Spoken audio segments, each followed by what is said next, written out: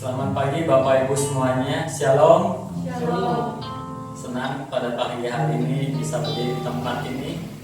Meskipun kita beribadah dengan tidak bertatap muka, tapi saya senang berdiri di sini untuk memandu Bapak Ibu memasuki ibadah pada pagi hari ini. Nah, sebelum kita beribadah, supaya kita bersadar teduh sejenak untuk mempersiapkan hati kita masing-masing memasuki ibadah kita pada pagi hari ini. Saya mempersilakan Bapak Ibu boleh bersatu teduh sejenak.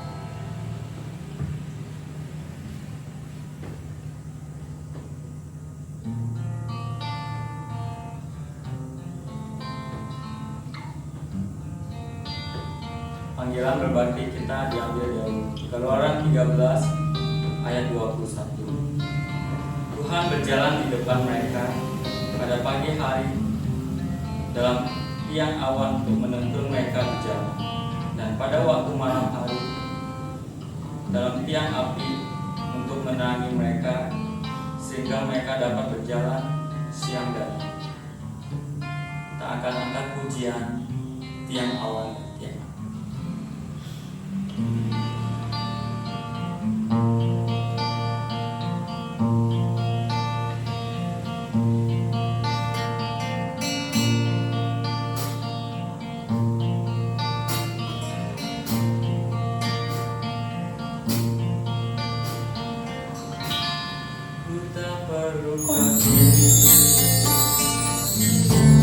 Terhadap apapun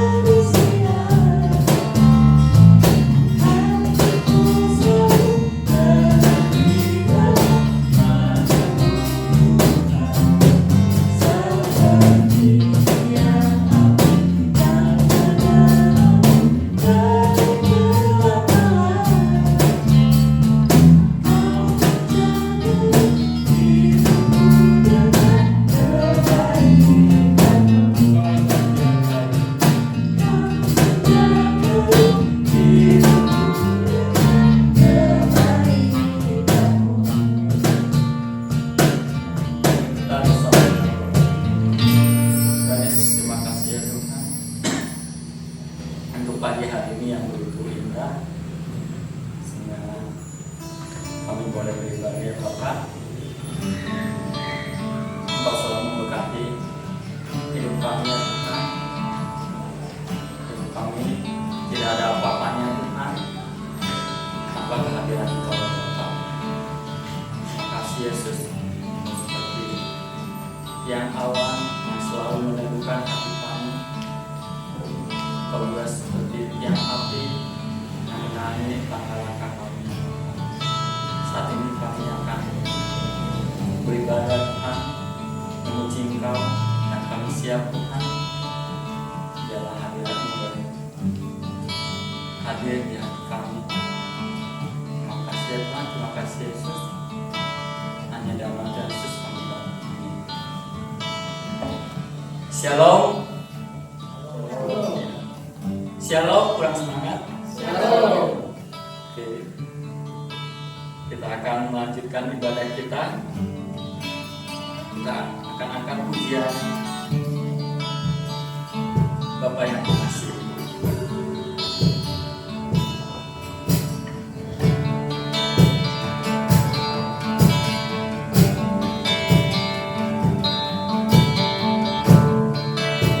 Jadi jika kamu yang jahat, kau memberi pemberian yang baik kepada anak-anakmu, apalagi Bapamu yang di surga, Dia akan memberikan yang baik kepada mereka yang meminta kepada-Mu.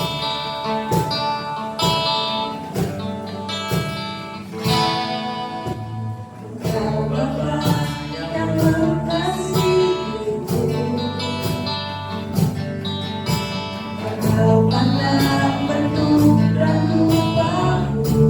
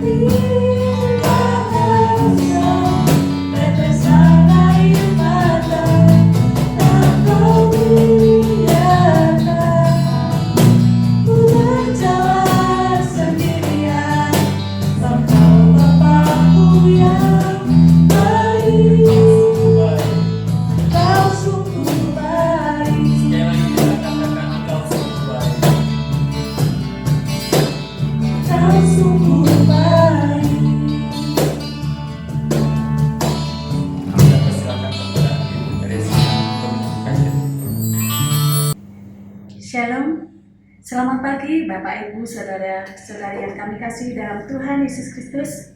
Kita akan memulai ibadah kita pada hari ini dengan kita mendengarkan kebenaran firman Tuhan melalui ibadah online. Dan Bapak Ibu Saudara-saudara yang kami kasihi dapat beribadah di rumah dengan keluarga kita masing-masing. Mari kita akan mulai dengan berdoa. Bapa kami dalam surga, kami bersyukur kepada-Mu ya Tuhan, kalau pada pagi hari ini kami boleh beribadah bersama-sama dengan keluarga kami di rumah. Tuhan yang boleh memberkati dan pakai hamba-Mu ya Tuhan untuk menyampaikan kebenaran firman Tuhan.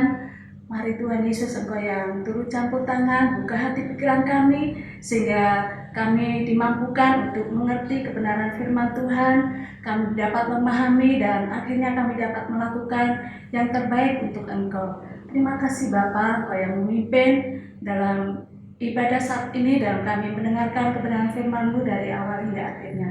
Di dalam nama Tuhan Yesus kami berdoa dan mengucap syukur. Amin.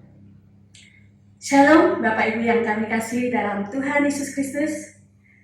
Saya akan memberikan tema di dalam kebenaran firman Tuhan pada saat ini, yaitu tentang bukti kasih Allah. Ibadah online yang diadakan dari Gereja Baptis Indonesia Maleder boleh membuka wawasan hati kita untuk semakin dekat kepada Tuhan. Bapak Ibu yang kami kasih dalam Tuhan Yesus Kristus,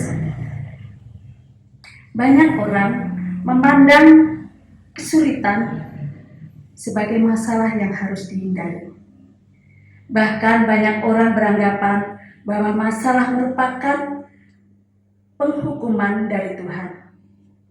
Akibatnya banyak orang yang bermasalah sering merasa bersalah, dan juga tidak sedikit orang yang menuding orang yang sedang bermasalah adalah sebagai orang yang dihukum Tuhan. Apakah demikian? Kita sedang dihukum Tuhan? Tentunya tidak demikian. Bapak Ibu yang kami kasih dalam Tuhan Yesus Kristus, orang yang mengalami kesulitan adalah orang yang dikasihi Tuhan. Bahkan dikatakan dalam kehidupan kita, kesulitan ataupun masalah tidak selalu disebabkan karena kesalahan atau dosa kita. Seperti halnya kondisi kita saat ini, situasi di negeri kita, di mana kita harus beribadah di rumah, stay at home, tetap di rumah saja, agar kita bisa memutuskan rantai virus corona yang sedang melanda di negeri kita, yang disebut dengan COVID-19. Ini sudah menjadi pandemi, bahkan menjadi virus global yang harus kita atasi agar tidak menjalar, bahkan mematikan banyak orang. COVID-19 terjadi di negeri kita. Banyak hal yang terjadi, kematian yang tidak ada orang mau untuk tertimpa musibah ini. Mengapa bisa terjadi demikian? Apakah Allah tidak mengasihi umatnya? Tentu saja Allah tetap mengasihi umatnya, bukan karena hukuman Allah terhadap umatnya. Bisa terjadi seperti ini, Allah tetap mengasihi. Apa buktinya bahwa Allah mengasihi umatnya? Mari kita membaca nats Alkitab kita bersama-sama dari Roma 5 ayat 8. Roma 5 ayat 8 dikatakan, akan tetapi Allah menunjukkan kasih-Nya kepada kita oleh karena Kristus telah mati untuk kita ketika kita masih berdosa. Allah menunjukkan kasih-Nya kepada kita oleh karena Kristus telah mati untuk kita ketika kita masih berdosa. Semua orang telah berbuat dosa dan telah kehilangan kemuliaan Allah. Di dalam Roma 3 ayat 23 dikatakan, kita umat yang berdosa, namun Allah tetap mengasihi kita. Karena semua orang telah berbuat dosa dan telah kehilangan kemuliaan Allah. Allah tetap mengasihi kita. Mari kita memperhatikan ketiga hal ini, yaitu bukti kasih Allah kepada umatnya. Hal yang pertama yaitu memberi jaminan keselamatan. COVID-19 yang melanda negeri kita saat ini, banyak orang ingin terhindar dari virus ini. Bahkan para dokter, para medis, perawat tidak ingin tertimpa COVID ini. Bahkan kita semua ingin menghindar supaya kita tidak mengalami kematian. Ada perasaan takut, ada perasaan khawatir. Mengapa pemerintah kita mengadakan lockdown supaya semua ada di rumah masing-masing? Biarkan para dokter,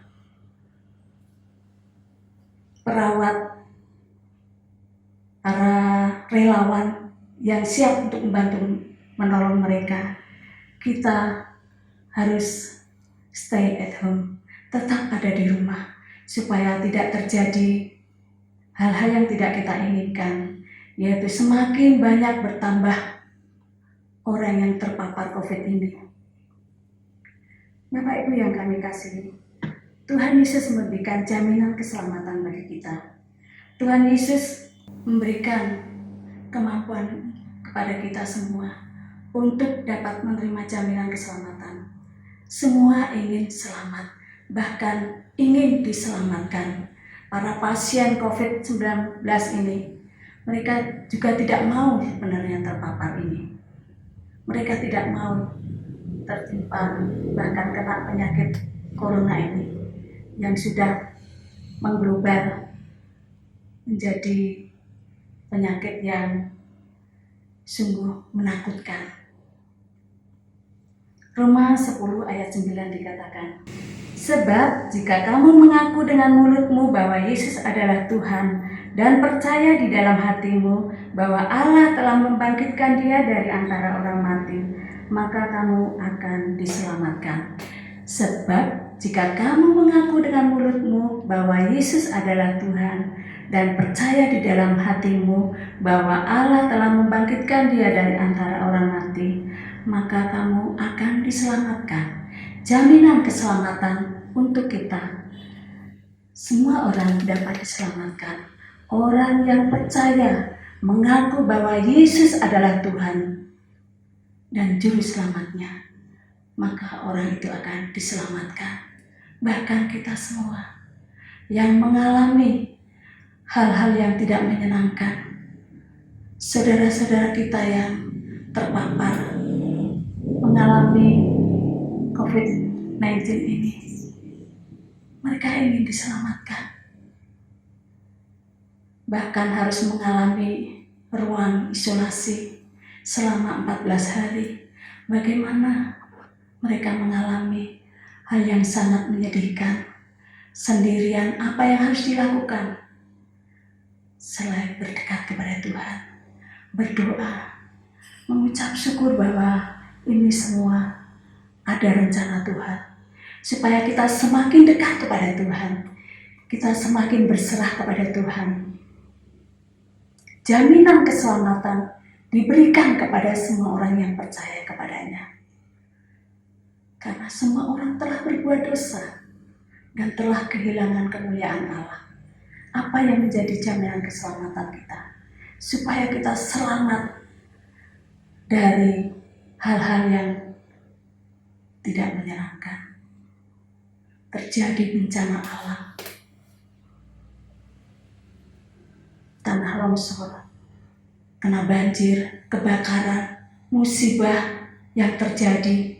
Pasti kita ingin lepas lepas dari bencana itu, kita ingin selamat. Kita memiliki jaminan keselamatan, selamat dari setiap bahaya, mara bahaya, bahkan setiap pencobaan yang kita alami. Kadang-kadang kita merasa tidak mampu. Bagaimana bisa mengatasi hal ini? Namun firman Tuhan katakan, pencobaan-pencobaan yang kamu alami adalah pencobaan biasa yang tidak melebihi kekuatan manusia. Sebab Allah setia dan Ia tidak akan membiarkan kamu dicobai melampaui kekuatanmu. Bapak Ibu yang kami kasih dalam Tuhan Yesus, hal yang perlu kita perhatikan di dalam kita akan melihat bukti kasih Tuhan. Keselamatan akan diberikan kepada umatnya yang percaya. Percaya di dalam namanya bahwa Yesus sebagai Tuhan dan Juru Selamat. Kita sudah melihat contoh-contoh bagaimana kita mengalami hal yang menjadikan. Keselamatan sangat penting. Semua orang ingin selamat. Tuhan Yesus memberikan jaminan keselamatan. Tuhan Yesus memberikan jaminan keselamatan, yaitu bahwa setiap orang yang percaya kepadanya tidak binasa, melainkan beroleh hidup yang kekal. Jaminan keselamatan diberikan kepada kita, umatnya yang percaya kepadanya, di dalam Yohanes 3 ayat 16. Karena begitu besar kasih Allah akan dunia ini, sehingga Ia telah mengaruniakan anaknya yang tunggal, supaya setiap orang yang percaya kepadanya tidak binasa, melainkan beroleh hidup kekal. Hal yang kedua, bukti kasih Allah adalah jaminan hidup baru di dalam Yesus. Bukti kasih Allah yang kedua adalah jaminan hidup baru dalam Yesus. 2 Korintus 5 ayat 17 dikatakan, siapa yang ada di dalam Kristus, ia adalah ciptaan baru. Yang lama sudah berlalu, sesungguhnya yang baru sudah datang. Hidup baru di dalam Yesus menjadi ciptaan baru. Sungguhnya yang lama sudah berlalu. Siapa yang ada di dalam Kristus, ia adalah ciptaan baru. Apa ciptaan baru itu? Yaitu bahwa hidup kita ada perubahan. Ada perubahan di dalam sikap kita, di dalam perilaku kita, bahkan di dalam perkataan kita, ucapan kita harus ada perubahan. Hal-hal yang baik, hal-hal yang menyenangkan hati Tuhan, dengan membaca firman Tuhan, dengan memuji Tuhan, memuliakan namanya, dan mengagungkan namanya. Itulah ciptaan baru. Hidup yang lama sudah berlalu, yang baru sudah datang. Dan di dalam setiap tingkah laku perbuatan kita akan menghasilkan buah-buah roh. Buah-buah roh. Jaminan hidup baru, yaitu di dalam buah-buah roh. Buah roh ialah kasih, sukacita, damai sejahtera, panjang sabar, kemurahan, kebaikan, kesetiaan, dan penguasaan diri. Itulah yang harus kita lakukan, karena Tuhan mengasihi kita. Dia memberikan jaminan hidup baru. Ada perubahan di dalam kehidupan kita. Bapak Ibu Saudara yang kami kasih di dalam Tuhan Yesus Kristus, di masa sulit seperti saat ini, kita minta pertolongan kepada siapa? Hanya kepada Tuhan Yesus. Dia yang memberikan jaminan di saat kesulitan melanda hidup kita. Di saat hal-hal yang tidak menyenangkan terjadi di dalam kehidupan kita. Namun, di dalam kehidupan kita saat ini, kesulitan yang kita alami, kita tidak sendirian. Semuanya mengalami kesulitan, bahkan kehilangan pekerjaan, banyak pengangguran, toko-toko ditutup, hanya logistik saja yang boleh buka. Saudaraku yang dikasihi oleh Tuhan, jaminan hidup baru diberikan oleh Tuhan kepada kita, supaya kita menjadi ciptaan yang baru. Bukti kasih Allah yang ketiga, yaitu mendapat pengharapan baru. Roma 5 ayat 5 dikatakan, dan pengharapan tidak mengecewakan, karena kasih Allah telah dicurahkan di dalam hati kita oleh Roh Kudus yang telah dikaruniakan kepada kita. Dan pengharapan tidak mengecewakan. Pengharapan baru, kasih Allah telah dicurahkan di dalam hati kita oleh Roh Kudus yang telah dikaruniakan kepada kita. Apakah pengharapan baru itu? Pengharapan baru diberikan kita oleh Roh Kudus. Roh Kudus yang akan membantu kita. Roh Kudus yang akan memimpin kita di saat kita mengalami kelemahan, di saat kita merasa tidak berdaya. Roma 8 ayat 28, kita tahu bahwa Allah turut bekerja dalam segala sesuatu untuk mendatangkan kebaikan bagi mereka yang mengasihi Dia, yaitu bagi mereka yang terpanggil sesuai dengan rencana Allah. Bahkan kita tahu bahwa Allah turut bekerja, Allah tidak tinggal diam, Dia menolong kita. Kasih Allah dicurahkan di dalam hati kita oleh Roh Kudus yang telah dikaruniakan kepada kita. Bahkan Roh Kudus akan membantu kita. Roma 8 ayat 26. Demikian juga Roh membantu kita dalam kelemahan kita, sebab kita tidak tahu bagaimana sebenarnya harus berdoa, tetapi Roh sendiri berdoa untuk kita kepada Allah dengan keluhan-keluhan yang tidak terucapkan. Roh membantu kita dalam kelemahan kita. Roma 8 ayat 26. Roh membantu kita dalam kelemahan kita. Allah tidak tinggal diam. Keluhan-keluhan yang tidak terucapkan. Mau ngomong apa sampai kita merasa aduh hari ini. Tetapi sebaliknya, kalau kita memiliki pemikiran yang positif, tetap mengucap syukur di dalam segala hal. Mengucap syukur di dalam segala hal.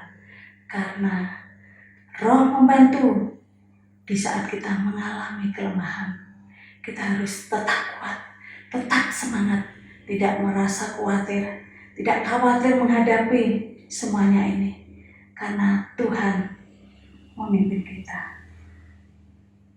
Toko-toko tutup, banyak pengangguran, tidak ada pemasukan, bahkan kita dapat menyikapi hal ini, rasanya tidak ada harapan lagi. Bagaimana ini bisa terjadi? Orang-orang yang mengalami penderitaan, pencobaan, ya, kita harus memiliki pengharapan bahwa semuanya ini Tuhan punya rencana. Di balik ini semua Tuhan punya rencana. Kita harus tetap teguh, memiliki pengharapan dan berpegang teguh kepada Tuhan dengan tekun berdoa, dengan mengucap syukur kepada Tuhan, dengan berserah dan bersandar kepadanya. Roma 15 ayat yang keempat, saya akan bacakan Roma 15 ayat yang keempat. Sebab segala sesuatu yang ditulis dahulu telah ditulis untuk menjadi pelajaran bagi kita, supaya kita teguh berpegang pada pengharapan oleh ketekunan dan penghiburan dari kitab suci. Menjadikan pelajaran di dalam kehidupan kita. Kita harus bisa mengkondisikan diri kita saat ini harus stay at home di rumah, harus tetap ada di rumah. Apa yang kita lakukan? Kita bisa menerapkan hidup kita. Kita bisa melakukan sesuatu hal yang lain yang menjadi kekuatan bagi iman kita, bahwa kita terus akan berdoa, mengucap syukur, berserah, dan bersandar kepadanya.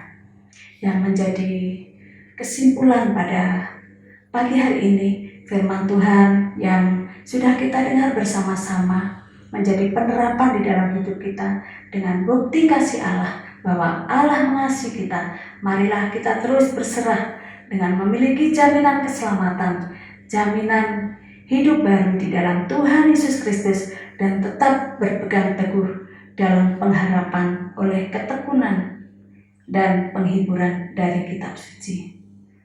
Tuhan Yesus memberkati kita. Amin. Mari kita berdoa. Bersyukur kepadamu ya Tuhan, untuk kasih sayang Tuhan, bukti kasih Tuhan yang boleh Engkau berikan kepada kami, untuk kami tetap mengandalkan Tuhan di dalam kehidupan kami. Kasih Allah, jaminan keselamatan, jaminan hidup baru, dan pengharapan baru. Kami memiliki pengharapan di dalam Tuhan Yesus Kristus yang memberikan kemampuan bagi kami untuk tetap berserah, bersandar, dan menyerahkan hidup kami, mengandalkan Tuhan di dalam setiap kehidupan kami. Terima kasih ya Allahku. Di dalam nama Tuhan Yesus kami berdoa dan mengucap syukur. Amin. Terima kasih untuk firman Tuhan yang telah disampaikan oleh Ibu Tresia. Kita akan mengakhiri ibadah kita pada minggu ini. Begitu banyak yang terjadi di bulan-bulan yang lalu. Sampai saat ini juga kita masih banyak mendengar berita tentang virus corona ini. Tapi biarlah kita boleh tenang, kita tetap ikuti perintah-perintah dari pemerintah, biarlah kita boleh taat kepada pemerintah, sehingga virus-virus corona ini boleh selesai dan kita boleh melaksanakan ibadah seperti biasa. Seperti firman Tuhan yang tercatat di Yesaya 55 ayat 8, sebab rancanganku bukanlah rancanganmu dan jalanmu bukanlah jalanku, demikianlah firman Tuhan. Kita nggak tahu, ini semua ada rencana Tuhan, dan kita tahu rencana Tuhan selalu yang terbaik buat kita. Kita akan mengakhiri ibadah kita dengan sebuah pujian indah pada waktu.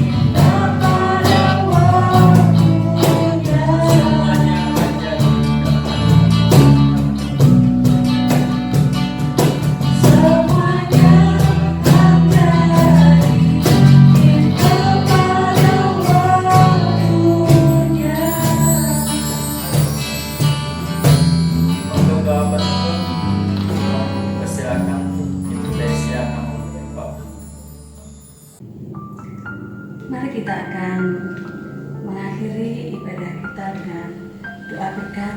Namun sebelumnya ada beberapa pengumuman yang perlu kita perhatikan bersama-sama.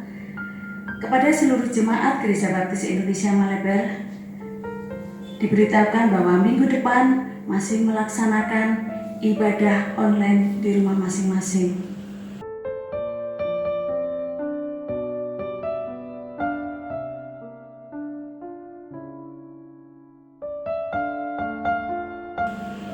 Yang kedua, menghimbau untuk seluruh jemaat GBI Maleber tetap ada di rumah, stay at home. Jika tidak ada kepentingan, jangan keluar rumah. Jangan lupa memakai masker jika keluar rumah. Persembahan dan persepuluhan bisa dilakukan dengan dua cara, yaitu melalui rekening BCA Gereja Baptis Maleber atas nama Bapak Suryadi, atau bisa juga dikumpulkan pribadi yang akan diberikan pada saat kita bisa beribadah bersama-sama di gereja.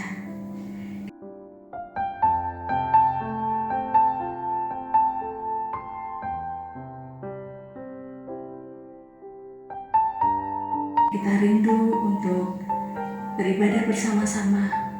Kita doakan supaya COVID-19 ini segera berlalu. Kita semua diberi sehat, kuat, dan Tuhan Yesus memberkati. Mari kita akan berdoa berkat untuk ibadah online pada saat ini. Terima kasih ya Allahku, Engkau yang sudah memimpin ibadah pada pagi hari ini untuk kami beribadah bersama-sama dengan keluarga kami. Tuhan terus memberkati dalam kehidupan kami di saat kami mengalami kesulitan, di saat kami mengalami kekurangan. Kami menyerahkan ke dalam tangan kuasa-Mu apa yang harus kami lakukan. Tetap kuat di dalam Tuhan. Tuhan memiliki rencana yang indah supaya kami tetap dekat kepada Tuhan, berserah dan bersandar kepada Tuhan. Terima kasih Tuhan Yesus, kami boleh mengakhiri ibadah pada saat ini, dan biarlah kami boleh bertemu bersama-sama di saat kami boleh beribadah kembali di rumah Tuhan ini. Terima kasih ya Bapa, di dalam nama Tuhan Yesus kami berdoa dan mengucap syukur. Haleluya, amin.